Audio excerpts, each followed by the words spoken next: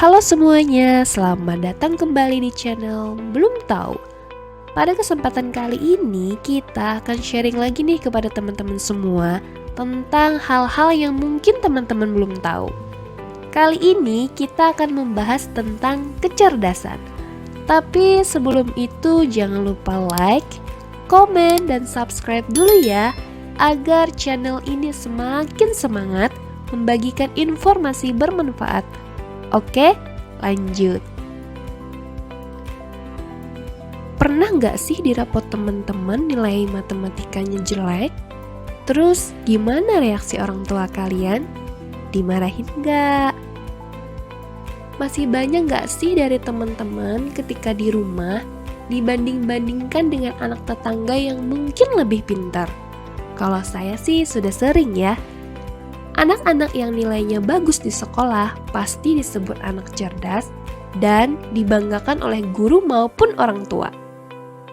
Namun, banyak orang yang lupa bahwa kecerdasan itu tidak hanya berpengaruh dalam akademik, melainkan dalam segala hal. Mungkin sebagian besar dari kita sudah mengenal apa itu kecerdasan. Akan tetapi, apakah kecerdasan itu sama seperti yang kita kenal? Yuk kita cari tahu.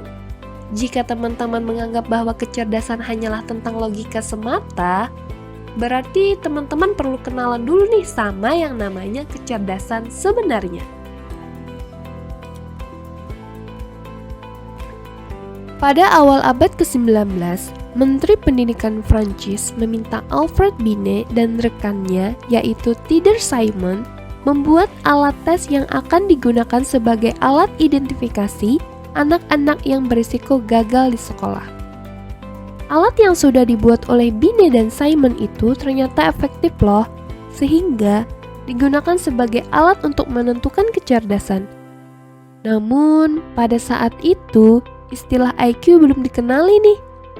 Kemudian, pada tahun 1912, William Stern mengembangkan alat tes yang dibuat oleh Binet menjadi sebuah paper-based test, dan istilah IQ pun diperkenalkan. Barulah IQ menjadi sebuah standar pendidikan di Amerika Serikat. Sejak saat itu, kecerdasan pun disamakan dengan IQ dan diyakini bahwa kecerdasan itu diwariskan serta tidak akan pernah berubah. Akan tetapi, banyak ilmuwan yang mengkritik tentang kecerdasan yang diartikan sebagai IQ semata. Banyak ilmuwan yakin bahwa kecerdasan itu memiliki banyak faktor dan variasinya. Kritik dari para ilmuwan ini juga didukung oleh para pekerja pada masa itu yang dinyatakan kurang kompeten saat bekerja. Padahal hasil tes IQ-nya bagus. Karena itu, para ilmuwan pun mulai mencari tahu lebih dalam tentang kecerdasan untuk menentang keyakinan tersebut. Contohnya, Charles Spearman yang mencetus teori bahwa kecerdasan itu dibagi menjadi dua. Yang pertama yaitu kecerdasan umum atau yang dikenal sebagai faktor G. Faktor G merupakan kecerdasan yang dimiliki oleh semua orang dan merupakan warisan dari orang tua. Kecerdasan yang kedua yaitu kecerdasan khusus atau dikenal sebagai faktor S.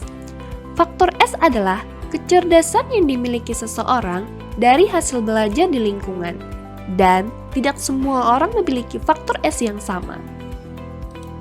Selain Charles Spearman, Louis Toston juga melakukan penelitian untuk menyanggah pernyataan tentang kecerdasan hanya berupa IQ, dan kemudian menghasilkan teori multifaktor yang menyatakan bahwa kecerdasan terdiri dari 7 kemampuan mental dasar dan diperkenalkan dengan istilah faktor C.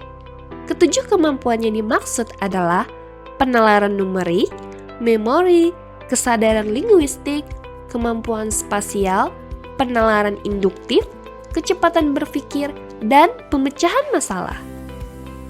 Kemudian, menurut teori kecerdasan kuantitatif Thorndike, kecerdasan itu ada 3 jenis, yaitu tingkat munculnya masalah yang dapat dipecahkan seseorang, kualitas pemecahan masalah, serta jumlah masalah yang dapat diselesaikan.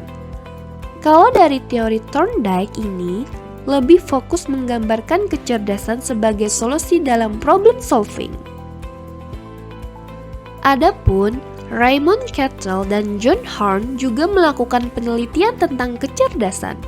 Penelitian tersebut menghasilkan teori fluid intelligence dan crystallized intelligence. Fluid intelligence adalah kecerdasan yang berupa kemampuan seseorang untuk berpikir dan menemukan solusi dalam memecahkan masalah. Kecerdasan ini merupakan bawaan dari lahir dan sifatnya cenderung tidak berubah. Sedangkan crystallized intelligence adalah kecerdasan yang berupa hasil belajar, termasuk diantaranya pengalaman, adaptasi terhadap lingkungan, latihan, serta hal-hal eksternal lainnya. Wah, nggak terasa nih ngomongin kecerdasan aja panjang lebar gini ya. Bagaimana? Sudah pusing setelah kenalan dengan kecerdasan? Singkatnya, meskipun pada awalnya banyak orang yang meyakini bahwa kecerdasan adalah IQ yang notabene-nya hanya berlaku di bidang akademik, banyak juga loh orang yang tidak setuju akan hal tersebut. Mereka meyakini bahwa kecerdasan tidak hanya digunakan pada bidang akademik. Sebenarnya masih banyak penjelasan terkait kecerdasan. Kalau menurut teman-teman gimana nih? Apa itu kecerdasan? Tulis di kolom komentar ya.